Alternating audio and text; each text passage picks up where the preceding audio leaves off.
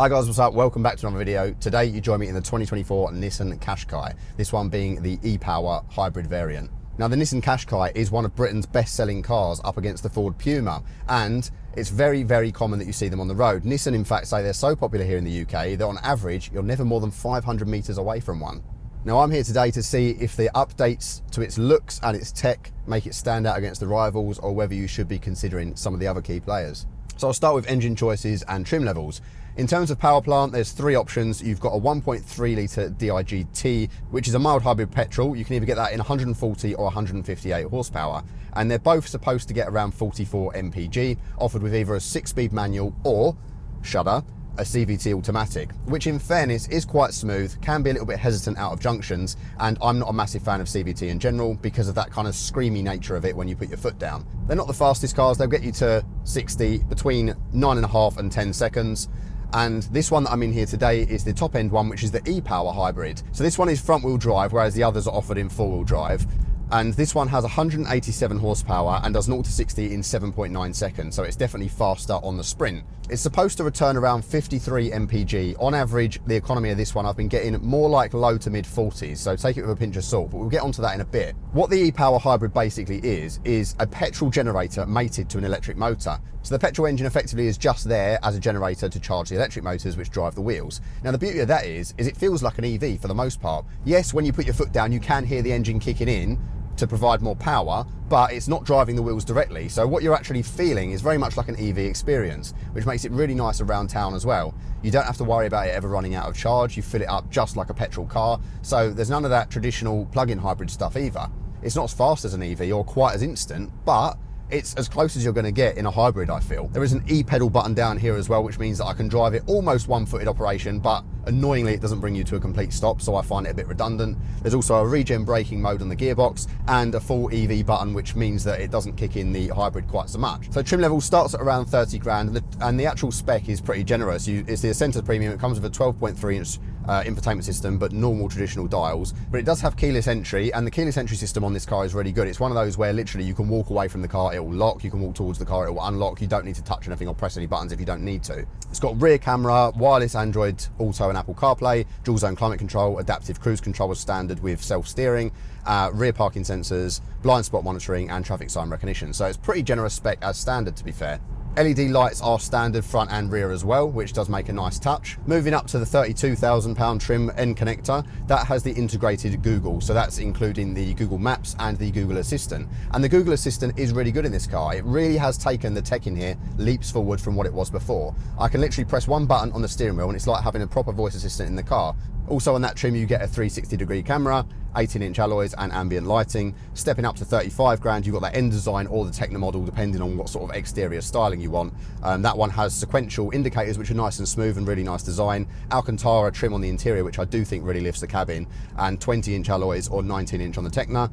Head-up display, power tailgate and heated seats and steering wheel. So I think that's probably a nice sweet spot in the lineup, to be fair. This top end one that I'm sitting in today starts at £39,000, which is quite steep, to be honest. It does have features like a Bose audio system, which is really good and adjustable, and it does also have quilted massaging leather seats, which are pretty decent, and multi-link rear suspension, which I think is a shame is not available on the lower end models because it contributes to the better ride and handling. But anyway, let's talk about the styling. So the styling has been upgraded for this model year. As you can see, it's kind of been brought more in line with the Nissan Ariya and that kind of more modern design language. I quite like it. I really like the design of the lights and the sequential indicators. And also in terms of the front, supposedly this kind of comma style design grille with the same shape on the LED running lights, I think it looks really nicely integrated and it's very cohesive. But apparently it's been inspired by a Japanese samurai armor.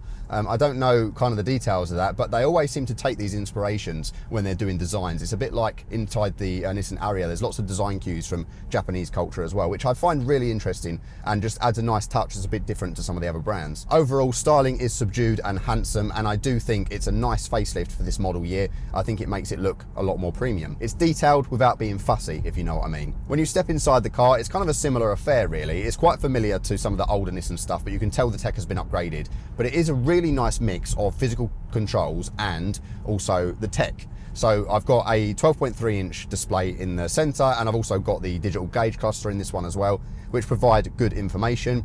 Interestingly, the Apple CarPlay actually integrates into the cluster in front of me now as well. If I go to the maps view, I can see that the Apple CarPlay actually transfers to there, and then I get a full maps view on the main screen, which is really cool. This particular model has the Alcantara because it's the higher end car, and I do think that really lifts the cabin because you've got some contrast stitching on there, and also it just makes for a bit of texture in here and makes the kind of interior quality feel a little bit more premium. There's no horrendous materials really. Even the cheap plastics down the bottom aren't the worst that I've felt, but there are some points of contact which aren't nice, like the indicator stalks I really don't like. I think they feel cheap, and also the center console is a little bit wobbly in comparison to some other cars in this class, but it's nothing unforgivable, and the actual touch points are pretty decent, and there's gloss black in here but nothing too excessive. Annoyingly though, the bit that does kind of stand out is the bit below the infotainment screen, and this is the same on the older cars as well. There's some gloss black there that reflects everything, and it is a little bit irritating in your line of sight, but you soon get used to it. It is a nice blend of old and new. I think if you're coming from an older car, you're less likely to be overwhelmed with this car than some of its more modern looking rivals. Something like a Peugeot interior is certainly going to look more upmarket and more futuristic, and the quality of the tech in the Hyundais and also the Kias is going to be better than in this car as well. And this display in front of me I really like actually. It shows you your speed warnings on there, and it's got enough information but it's not cluttered. You get maps in the middle if you want it, nice clear dials. I like the font, it's modern. Overall, it's not as good as the Volkswagen Audi Group stuff. On this model as well, you've got the 360 cam, including a camera at the front, which is nice when you're parking in a tight space. And you've also got the blind spot monitors on the mirrors.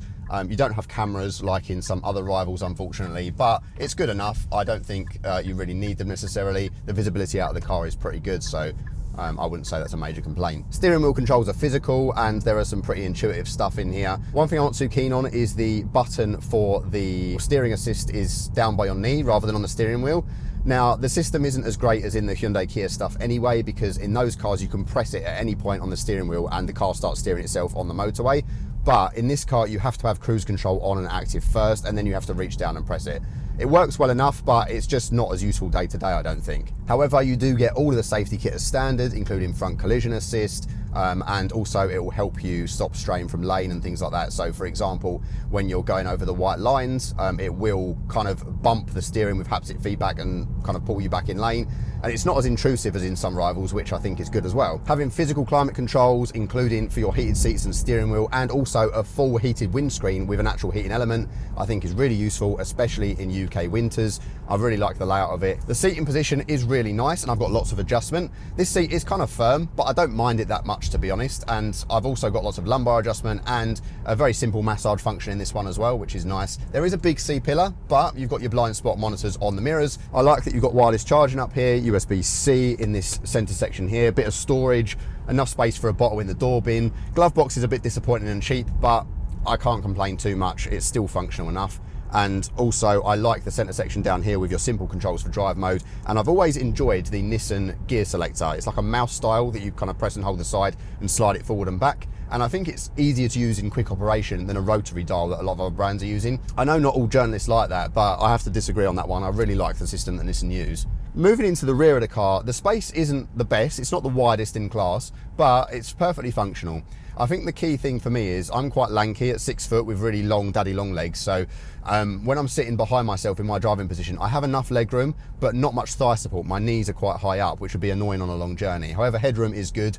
You'd be happy with 2 adults back there, but 3 is a bit of a push because of the width and a slight transmission hump. You've got a standard 60-40 split in the seats, armrest with some cup holders, and you've got some USB-C charging back there as well. The cargo space in the back is kind of similar to an Ateca or a Peugeot 5008, but it is a lot smaller than a Sportage or a Tiguan, so it's kind of a middle ground really. Now, I think it's quite a practical space though. You've got a false boot floor that splits in 2. On one side, it's kind of like this rubberized fake leather material, which means that it's easy to wipe clean. So if you've got something muddy, you can just turn it over and use that side instead of the carpeted side. I think that's quite clever.